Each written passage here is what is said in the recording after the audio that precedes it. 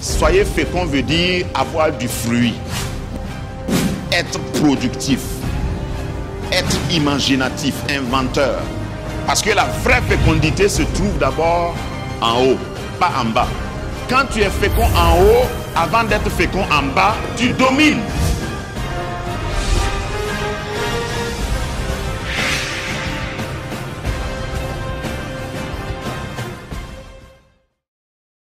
Le pouvoir de la semence. Nous avons dit, sommes partis sur le fait que Dieu a dit à l'homme et à la femme, Dieu les bénit, Genèse 1, 27. Dieu les bénit et Dieu leur dit, soyez féconds, multipliez, remplissez la terre, soyez maîtres de tout ce qui vit, assujettissez la terre. Je m'excuse auprès des moréphones, parce que dans la Bible, amoré, c'est mal traduit. Ce sont des commandements. Ce n'est pas une phrase. Ces 5 étapes-là sont des commandements. Premier commandement, il dit, soyez féconds.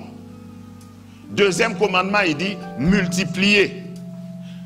Troisième niveau de commandement, il dit, remplissez la terre. Quatrième niveau, assujettissez. Et puis après, dominez. En ce moment, tu es assis sur ton trône. Beaucoup de gens sont assis à côté de leur trône. Le trône est encore vacant. Pourtant, le trône porte ton nom.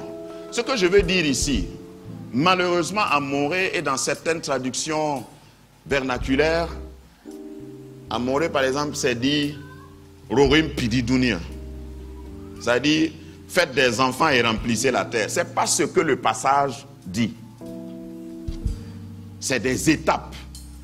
C'est un commandement. Soyez fécond ne veut pas dire roré. Non. Soyez fécond veut dire avoir du fruit. Être productif. Être imaginatif, inventeur. Et je vous ai donné les synonymes de fécond plus haut dans les séances passées.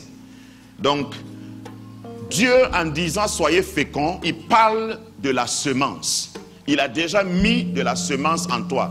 Il ne peut pas te dire d'être fécond et ne pas mettre quelque chose en toi qui te permet d'être fécond. Et la semence, ce n'est pas seulement la semence biologique, ce n'est pas le fait de faire des enfants. Dans Genèse chapitre 1, verset 11, Genèse 1, 11, on va le lire ensemble, s'il vous plaît. C'est notre texte de base pour aujourd'hui, pour parler de la semence, pour parler du fruit.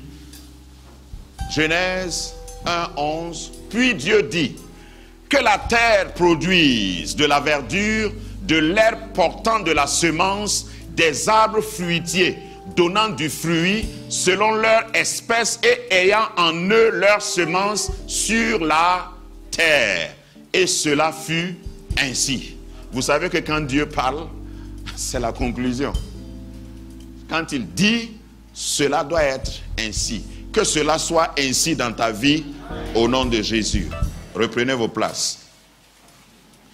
Donc Dieu, après avoir étalé, mis les choses en place, quand il a fini de séparer les eaux d'avec le sec, il a commencé à organiser, il a parlé à la terre.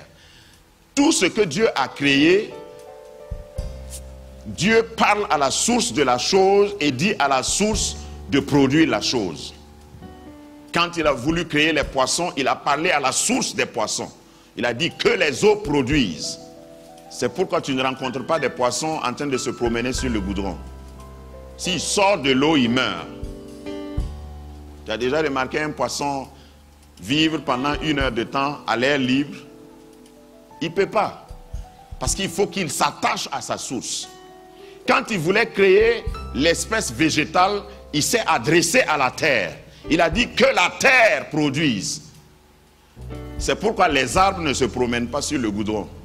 Quand il a voulu créer les astres, le soleil, la lune, les étoiles. Il a parlé à quoi? Peut-être qu'il y en a qui n'ont pas encore lu ça. Lis Genèse chapitre 1. Il a parlé au firmament, il a parlé à l'espace. Et les étoiles, le soleil et la lune ont commencé à exister. Maintenant, j'arrive à toi. Verset 26 de Genèse 1. Quand il a voulu te créer, il a parlé à qui? Voilà, il dit, puis Dieu dit, faisons l'homme, faisons Emmanuel Kemtoré. Comme tu me regardes, tu ne veux pas dire ton nom là. Faisons Emmanuel Kemtoré à notre image, selon notre ressemblance, et qu'il domine. C'est à cause de ça que je domine. Dis à ton voisin, ce n'est pas de ma faute. Je suis né pour ça. Et qu'il domine. Donc, si tu restes attaché, le même principe s'applique. Si tu restes attaché à ta source, et ta source c'est qui? Dieu. Si tu restes attaché à ta source, tu ne peux que dominer. Tu vas être producteur, tu vas être inventeur, tu vas remplir la terre. Parce que quand le principe de remplir la terre là, c'est pas seulement avec des enfants. Tu restes même dans ton village. Et si tu inventes quelque chose, ta chose va remplir la terre. Tu sais qui a filé, quelle usine a fabriqué le tissu que tu portes? Celui qui a fabriqué le tissu que tu portes là, il a rempli la terre jusqu'à venir te couvrir. Et tu es là, tu n'es même pas au courant. Est-ce que tu as besoin de savoir son nom? Non. C'est ça aussi, remplir la terre. Celui qui ne remplit pas la terre est un consommateur, pas un producteur. Parce qu'il y a quelqu'un qui est assis. Ceux qui remplissent la terre là, ils sont assis dans leur coin. Et puis, tu es un numéro dans leur tête. Et puis ils se disent, ouais, si je sors ça, je peux vendre 25 millions d'exemplaires en 2016. Toi, tu fais partie des 25 millions là. Il t'a compté. Et puis il veut ton argent. Et tu pars donner. Et tu reviens faire le malin en disant que, ouais, j'ai pu acheter ça. C'est quelqu'un qui a rempli la terre et toi tu as consommé. Toi tu vas remplir la terre de quoi? Ça me fait rire quand, par exemple, en la matière, quelqu'un achète un nouveau téléphone et puis il fait le malin avec. Il dit, mon téléphone là, c'est pas n'importe quoi. Hein? Tu fais pitié. Parce que c'est la pensée de quelqu'un. Est-ce que dans le monde là, il y a quelqu'un qui tient quelque chose qui vient de toi? Est-ce qu'il y a un pays? Est-ce qu'il y a un village? Est-ce qu'il y a une école? Est-ce qu'il y a un lieu où quand les gens utilisent quelque chose, c'est ton nom qui est dessus? C'est ça, remplir la terre. C'est ça, être fécond en haut. Donc, Dieu t'a mis quelque chose qu'on appelle semence. Et qu'est-ce qu'une semence? Parce que pour pouvoir produire, il faut avoir une semence. Tout part de la semence. Je voudrais dire, la semence, c'est le potentiel. La semence, c'est la substance capable de pousser. Et si vous voyez cette plante, c'est une photo qui a été prise sur un goudron abandonné. Goudron. On a mis du goudron. Mais comme la semence était en bas, qu'est-ce qui s'est passé après? Ça a poussé. Je vais te parler du pouvoir de la semence en te disant la façon dont Dieu t'a façonné, rien ne peut résister à ta semence. Ton potentiel est tellement puissant que même si tes ennemis essayent de s'asseoir sur toi, un jour, dis-moi un jour, lorsque ta saison va arriver, ils vont te voir pousser. Comme cette plante. Et quand tu pousses comme ça, là, tu mets aussi des fleurs en même temps. Ne laisse personne te limiter parce que tu es né déjà équipé. Tu es né déjà doté de capacités. Et la dernière fois, dimanche passé, je t'ai dit que ça ne dépend pas de ton diplôme, de ton niveau d'éducation. L'éducation, c'est bien, je ne te dis pas de démissionner, de ne plus aller à l'école. Mais ce que Dieu a mis en toi, l'école ne fait que raffiner ça. Ce n'est pas l'école qui met ça en toi. Dis-moi amen. La semence, c'est quoi donc? La semence en agriculture, en horticulture ou en sylviculture, les semences sont des graines. C'est des graines. Dis-moi graines. Des graines ou par extension d'autres organes de reproduction, des bulbes, des tubercules choisis. Ce n'est pas n'importe quelle graine, mais c'est ce qui a de la qualité qu'on a choisi pour être semé. C'est le premier instant de la culture, le premier intrant plutôt de la culture. Donc une semence, ça c'est des termes trop savants. Une semence, ce n'est pas une graine pourrie, c'est ce qu'on veut dire.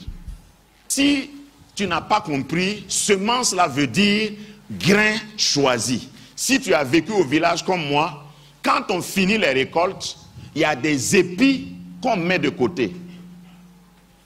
C'est les maigres épis qu'on met de côté pour semer l'année prochaine. On choisit ce qui est de qualité. Et puis la semence, on ne mange pas. Vous voyez pourquoi on échoue? On ne nous apprend pas à épargner. Celui qui reçoit son premier salaire, il invite ses copains au maquis si vous savez. Venez parce que j'ai eu mon salaire.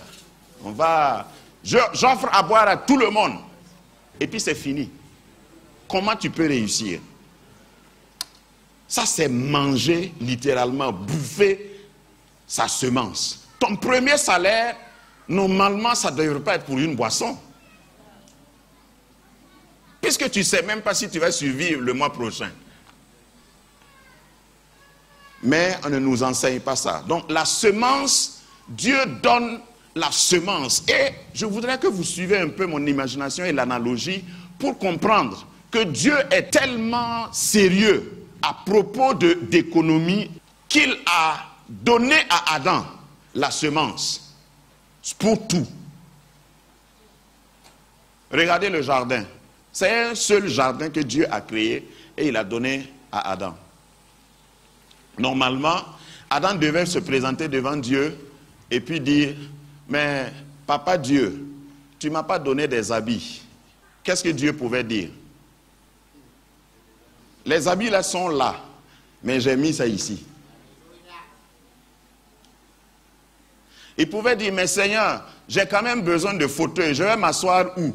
Donne-moi une chaise ou un banc. Et Dieu dira, j'ai mis ça ici. La plupart du temps, je vais t'aider un peu. Parce que tu pries depuis longtemps pour quelque chose et tu ne vois pas la chose. Ce n'est pas que Dieu ne répond pas. Hein. Il a déjà répondu. Ça est ici. Amen. Mais comme tu n'es pas fécond ici, tu cherches toujours. Pourtant, c'est une prière exaucée. Si tu demandes à Dieu un banc, il te donne un arbre. Le banc est où? Si tu demandes à Dieu un couteau, il peut te donner un bloc de pierre.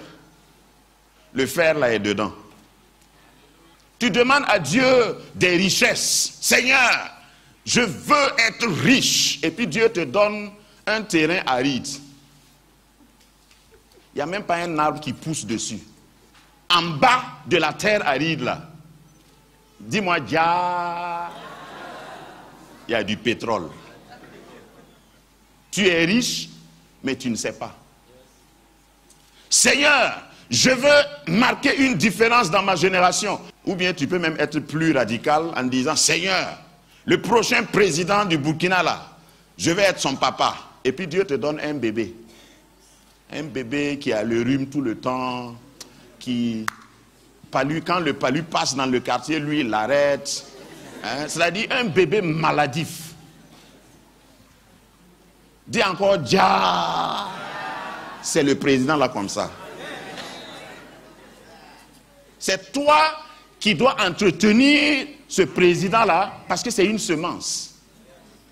Parce que dans une semence, tu ne vois pas toujours l'arbre, tu ne vois pas la forêt. C'est quand tu vas entretenir la semence, l'idée.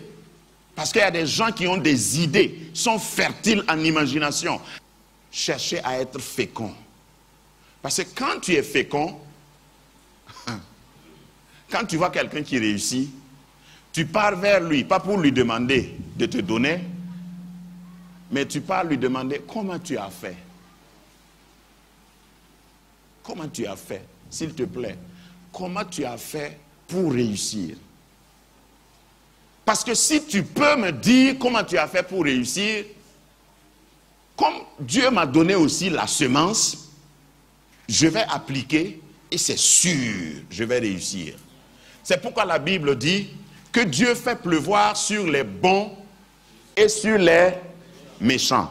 Pourquoi? Parce qu'il veut que le méchant soit transformé en bon. Donc si le méchant fait ce que le bon a fait, il deviendra bon. S'il pleut, et un pasteur baptisé du Saint-Esprit rempli de l'onction de Dieu sort, et il sème du maïs, et à côté de son champ, un féticheur sorcier sème aussi du maïs. C'est pour qui va pousser? Tous les deux. Regardez comment Dieu est bon.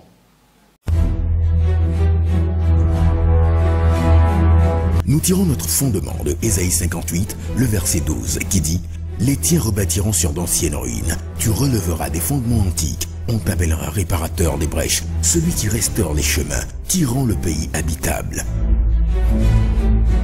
Notre credo, l'unité dans les choses essentielles, la liberté utile dans les choses non essentielles et l'amour en toutes choses. Le culte de célébration, c'est tous les dimanches à partir de 9h. Les réunions de prière et d'intercession se tiennent tous les mardis de 19h à 20h30. Les séances de cure d'âme et de counseling, c'est tous les mardis de 9h à 13h ou sur rendez-vous. Les cellules de prière vous accueillent chaleureusement les mercredis à partir de 19h. Les études bibliques et conférences thématiques, c'est tous les jeudis de 19h à 20h30. Les veillées de prière, c'est tous les vendredis de 21h à 0h et de 22h à 5h du matin. Tous les derniers vendredis du mois. Le samedi est consacré aux talents de l'église locale. Retrouvez à partir de 15h les rencontres de musique, la jeunesse et les réunions de femmes. Grâce Académie.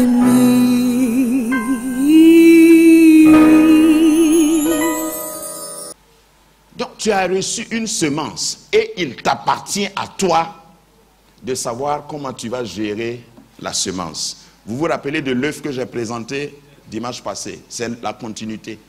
Tu as le choix. Tu peux manger omelette ou bien tu peux faire un poulailler avec un œuf. Et à chacun de nous, Dieu a donné au moins un œuf.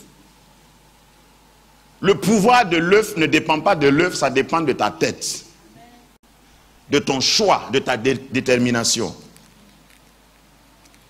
J'aime un penseur que je cite tout le temps, qui dit, si ce que tu as dans ta main ne vaut pas une récolte, fais-en une semence.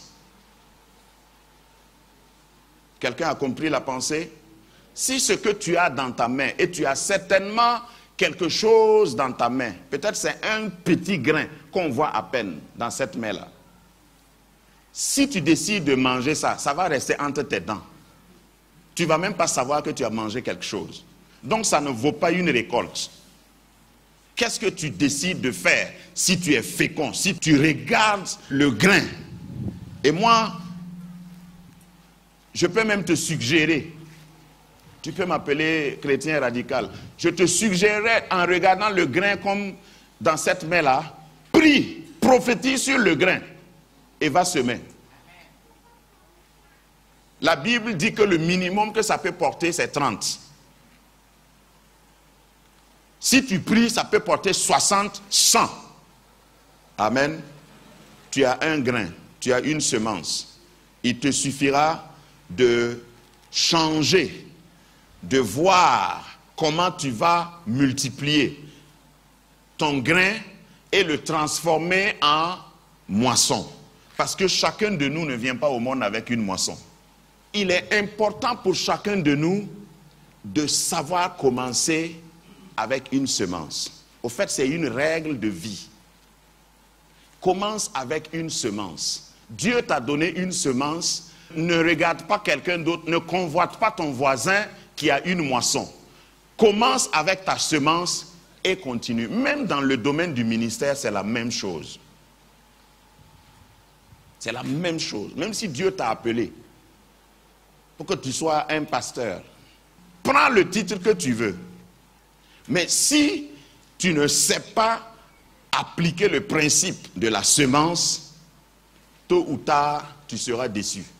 Le verset 12 de Genèse 1 dit, la terre produisit de la verdure, de l'herbe portant de la semence selon son espèce, et des arbres donnant du fruit et ayant en eux leur semence selon leur espèce. Dieu vit que cela était bon. Ici, je vais faire ressortir le fait que, tel que tu es là, le minimum que tu puisses faire, c'est de te reproduire. Et je ne parle pas d'enfants toujours. C'est-à-dire, quand tu n'auras rien fait là, c'est le fait de faire quelque chose comme toi. Pas moins que toi. Et dans ce que je dis, je parle de ton potentiel.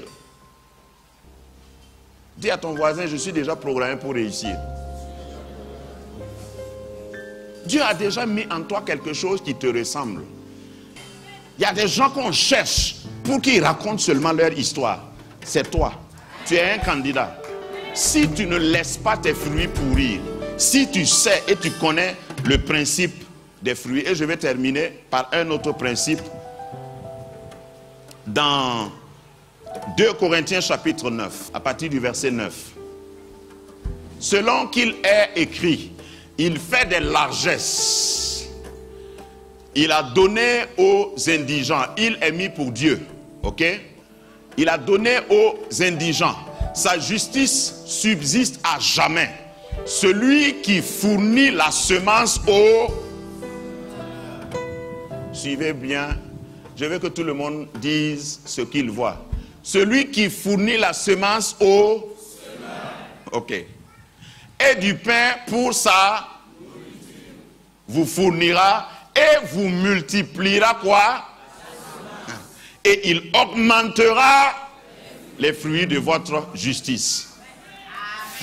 Attendez, faisons une analyse de texte. Si tu as été à l'école, tu sais ce que ça veut dire. Logiquement. Le passage dit quoi? Le passage dit que Dieu fait des largesses. C'est-à-dire au début, là, c'est ce que je vous ai expliqué. Il fait pleuvoir sur les bons et les méchants. Ça, c'est ça la largesse. Il te donne 24 heures. Si tu es pauvre, 24 heures. Tu es riche, 24 heures. Tu es au palais, 24 heures. Ensuite, il a donné aux indigents. Même aux indigents, il a donné ça. Celui qui fournit, on continue, celui qui fournit de la semence au semeur. Qu'est-ce que vous entendez par là? Ça sous-entend que si tu ne sèmes pas, qu'est-ce qui va se passer? La logique, c'est qu'il te donnera même pas semence là. Il y a des gens qui sont arrivés à ce niveau. Ils ne sont pas ici ce matin. Dieu soit loué. Il y a des gens à qui Dieu ne donne plus semence. Parce qu'il a donné. Tout ce qu'ils prennent là, ils grillent et puis ils mangent. C'est dit, il donne de la semence au semeur. Troisième étape, il donne du pain pour leur nourriture. Donc il y a une différence entre la semence et le pain. Notre problème est que nous cherchons toujours le pain. Mon gars, pain. C'est ça ton problème. Tu es toujours en train de courir après le pain. Il va toujours te donner de la nourriture. Voyez la relation? Il donne la semence au semeur. Et c'est à qui il donne le pain là? Ça vous a échappé, n'est-ce pas? Le pain, il donne au semeur. Le grain, pour semer là, la semence là, il donne ça aussi au semeur. Si tu ne sèmes pas, le pain, ce n'est pas pour toi. Si tu ne sèmes pas, la semence aussi n'est pas pour toi. Au lieu de passer ton temps à critiquer les gens, c'est une semence aussi. Si tu passes ton temps à critiquer un tel là, tu as vu son foulard aujourd'hui, vraiment la femme là même, bon, elle ne m'a rien fait, mais je ne l'aime pas, elle m'énerve gratuitement. Comment tu peux haïr la fille de quelqu'un comme ça sans cause? Tu veux être béni, sème la bénédiction. Bénis quelqu'un. Il y a des gens qui doivent être délivrés parce qu'ils ne savent pas bénir quelqu'un. Bénir quelqu'un là, c'est surprendre quelqu'un et puis lui faire du bien. Et puis l'étourdir, le choquer. Et puis il dit, hey, tu m'as fait ça. Et puis il commence à pleurer. C'est ça bénédiction.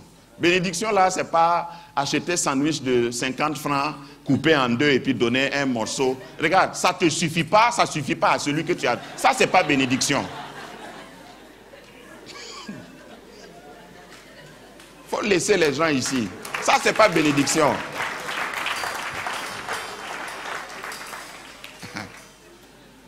Dieu promet qu'il va te donner toujours de la semence. Voyez maintenant la révélation. Chaque fois que tu as semé, tu ne deviens pas pauvre. Dieu te donnera toujours de la ressource pour semer. Le pain vient d'où?